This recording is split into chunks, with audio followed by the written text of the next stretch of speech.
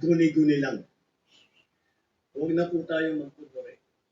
Alam naman ng buong madla na nagkakaraket sa mga proyekto.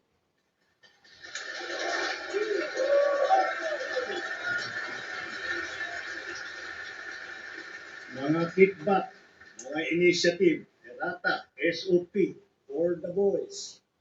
Kaya sa mga nakikipagsabuatan upang kunin ang pondo ng bayan at nakawin ang kinabukasan ng ating mga mamamayan, mahiya naman kayo sa inyong kapwa Pilipino.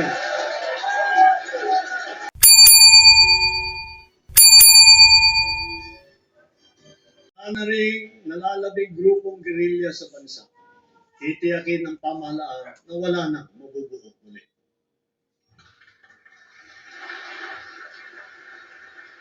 Magkakasangga ngayon ang AFP, PNP at mga dating rebelde sa pagpapanatili ng kaayusan at kapayapaan sa BARM. Kaya naman, ang lipunan natin ngayon ay mas mapayapa, mas mapangalaga rin sa karapatang pantao, anuman ang edad, kasarian, kondisyon o pangkat. Ngunit,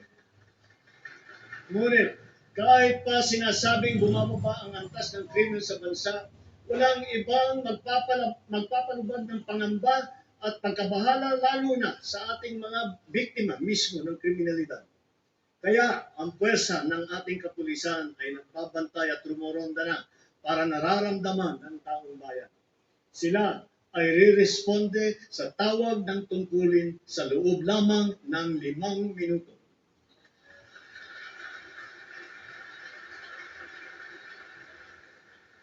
Nagtutulungan ang buong pamahalaan para lutasin ang mga kaso ng mga nawawala dahil sa walang pakundangang kagagawan ng mga sindikato sa likod ng madilim na mundo ng mga sabungan.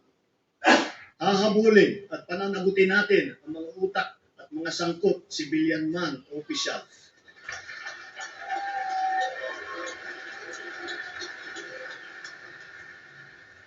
Kahit malakas, mabigat, o mayaman, hindi sila mangingibabaw sa batas.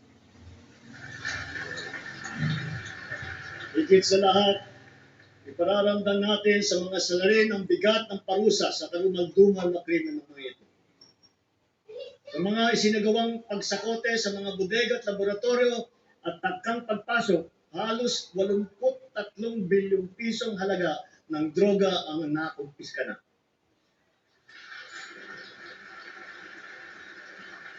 Kamakailan lamang, may mga malalaking kargamento na nagkakahalaga ng bilyon-bilyon na nasabat natin sa Zambales, sa Pangasinan, sa Cagayan, Tondo, Muntinlupa, Ilocos Sur, Ilocos Norte, Cebu, Batangas, Rizal at Cavite. Noong isang buwan, personal kong sinaksihan ang pagsira ng halos 1.5 tonelada ng shabu at iba't ibang klase pa ng iligal na droga. Sa lahat ng mga operasyon na ito, mahigit 153,000 ang naaresto. Mahigit 9,000 at 600 sa kanila ay high-value target. Ang pinakamasaklap, mahigit 677 sa kanila ay kawani ng pamahalaan. Mahigit 100 ay halal na opisyal. Mahigit 50 ay pulis. Sa 3 taon lamang, halos mapantayan na ang kabuuang huli ng nakaraang administrasyon.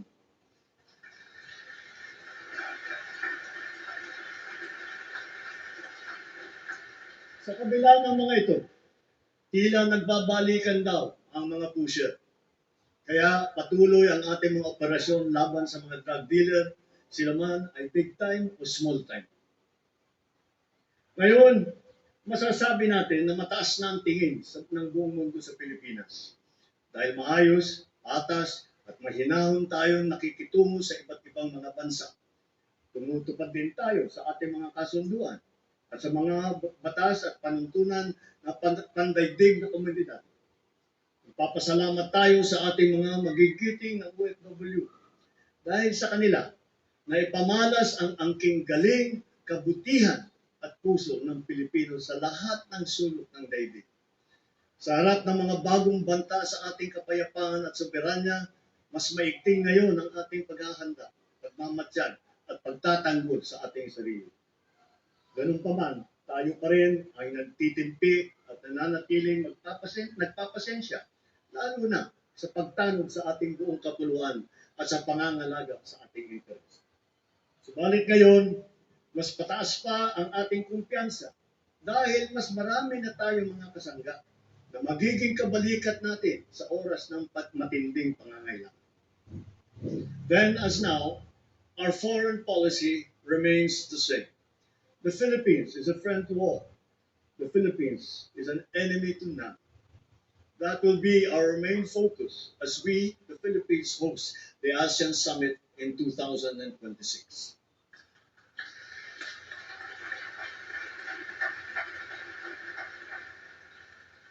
Para sa ating mga Pilipino, malayo man, malapit din, kasing sidhi ang paglingap natin sa ating mga kababayan nasa ibang bansa, lalo na ang nasa panganib at nagdadaan sa matinding pagsubok. Hindi po biro at sadyang mapanganib ang hanapbuhay ng ating tripulante. Ang trahedya na sinapit nila sa kamay ng mga rebeldeng Houthi ay isang halimbawa. Matapos ang mahigit 4 na araw, ang mga kababayan nating napilihan ng rebeldeng Houthi ay pinalaya na rin. Dala ng ating pakikipagtulungan sa Sultanate of Oman. Gayon din, dahil sa ating masigasig na pakikipag-ugnayan, sa loob ng 3 taon, nagawaran ng kapatawaran ang mahigit 600 kababayan nating nakatulan dahil sa sari-saring paglabag sa batas sa ibang bansa, lalo na sa UAE, sa Qatar, sa Bahrain, at sa iba pa. And so, for their crucial and most beneficent sovereign intervention, I personally convey the entire nation's sincerest gratitude to the Sultanate of Oman, the United Arab Emirates, the State of Qatar, the Kingdom of Bahrain, the State of Kuwait, and to all the leaders of various countries that have granted clemency and have shown kindness to our beleaguered compatriots. Maraming salamat po. Thank you very, very much.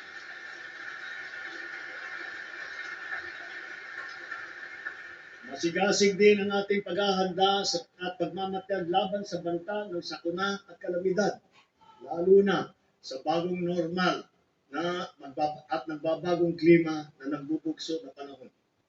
Ngayong Hulyo, 4 na bagyo na ang dumaan sa atin. Sabi ng Pag-asa, mga 12 pa ang nagbabantang papasok sa bansa hanggang Disyembre. Sa 24 nating aktibong bulkan sa bansa, 4 ang kasalukuyang nag-aalboroto, lalo na ang Kanloon sa Negros. Hindi tayo dapat tumigil sa ating mga ginagawang paghahanda dahil ang banta ay patuloy na naririyan. Dapat ay maging likas at automatic na ang mga wastong gawin sa tuwing may sakuna. Dahil sunod-sunod ang mga sakuna. Lalo na ang bagyo, mahalagang itanim ang prinsipyo na continuous improvement kung saan tayo ay natututo sa palaging humuhusay at sa bawat karanasan. Nareremedyohan kung saan tayo nagkulang at saan natin dapat galingan pa. Kasama ng mga mahalagang infrastruktura, dadagdagan pa natin ang mga makabagong evacuation center ng ating naipatayunan. Hindi na dapat pang gamitin bilang evacuation center ang ating mga paaralan.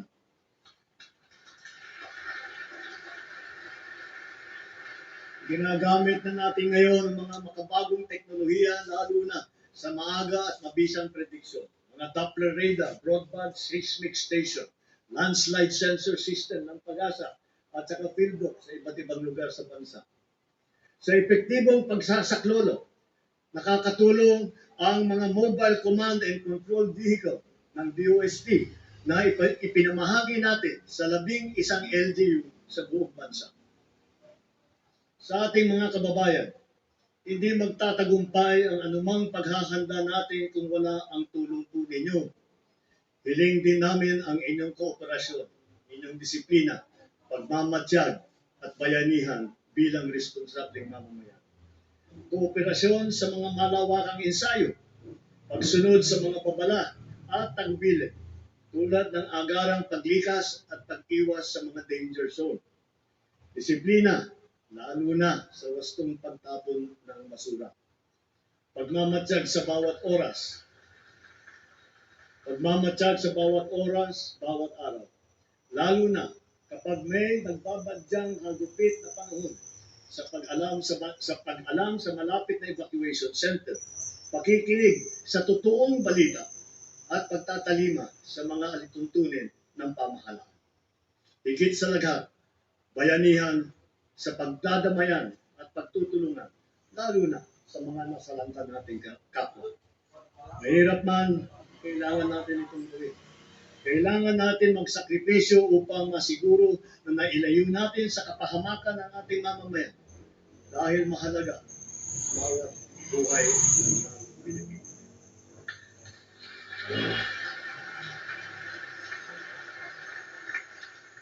Kamakailan lamang, nag-inspeksyon ako sa naging epekto ng habagat ng bagyong Krising, Dante at Emon.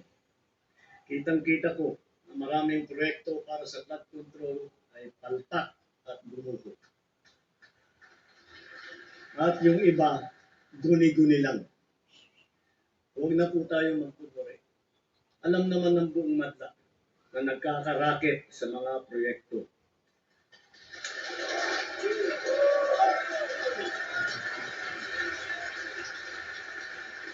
Mga kickback, mga initiative, errata, SOP, for the boys.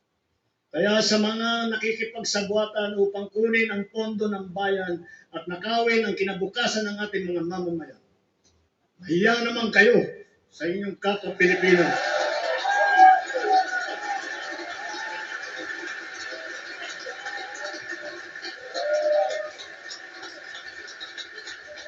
Mahiya naman kayo sa mga kabahayan nating naanod o nalubog sa mga pagbaha. Mahiya naman kayo, lalo sa mga anak natin na magmamana sa mga utang na ginawa ninyo ang ginusin nyo ng pera.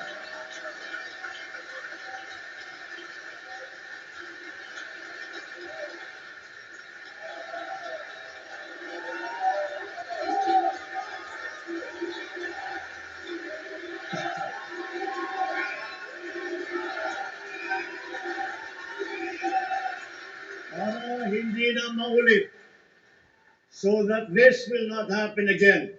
First, the DPWH will immediately submit to me a list of all flood control projects from every region that were started or completed in the last 3 years.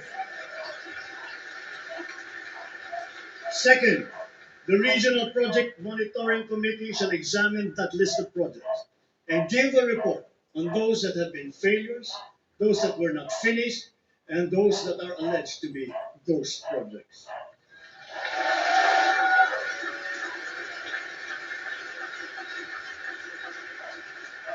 And third, we will publish this list.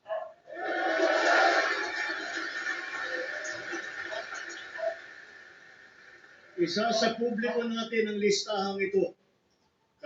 Kaya ang publiko na saksi sa mga proyektong ito ay malayang suriin ang listahan at magbahagi ng kanilang nalalaman para makatulong sa ating investigasyon.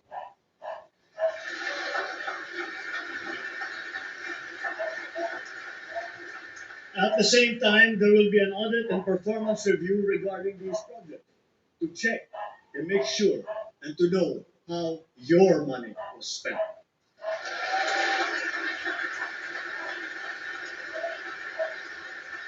Sa mga susunod na buwan, makakasuhan ang lahat ng mga lalabas na may sala mula sa investigasyon, pati na ang mga kasabwat na kontratista sa buong bansa.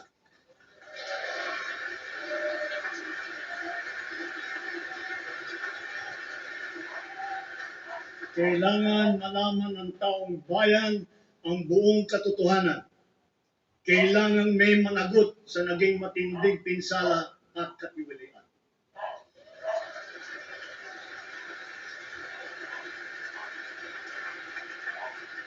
Therefore, for the 2026 national budget, I will return any proposed general appropriations bill that is not fully aligned with a national expenditure program.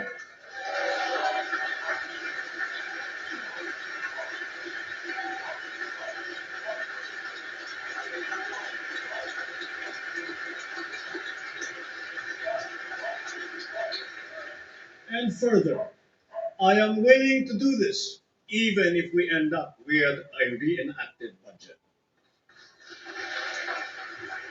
Hindi ko aaprubahan ang kahit anong budget na hindi alinsunod sa plano ng gobyerno para sa sambayanang Pilipino.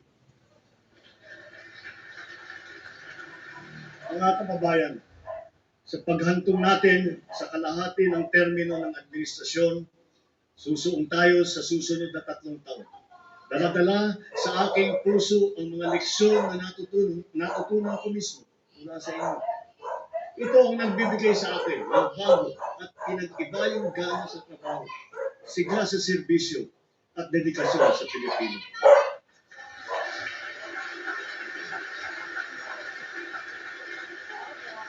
Huwag nating hayaang malihis ang ating pagtuon at pagtahak sa oras ng kaunlaran dahil nasa abutan ng mga ito. Ito ang ating dapat na pagtulungan. Ito ang ating dapat na pinagtutulong. At kayang-kaya natin ito marating at maisakatuparan. Sa wika ng ating bayan, only he who, from whatever position he occupies, whether high or low, strives for the greatest good possible for his fellow man, possesses true patriotism. Alam po natin sa ating puso kung ano ang tama, kung ano ang mali, kung ano ang mas mahalaga at mas makakabuti sa sarili, sa pamilya, at sa ating bayan. Sa mga matitinding hamon na binabato at hinaharang ng ating mundo ngayon, nasa likod ninyo ang pamahalaan. At huwag tayong matakot. Huwag tayong titiglo. Huwag tayong mawawalan ng pag-asa. Dahil ang Pilipino ay likas na matapang, magaling, masipag, matibay, at mabuti.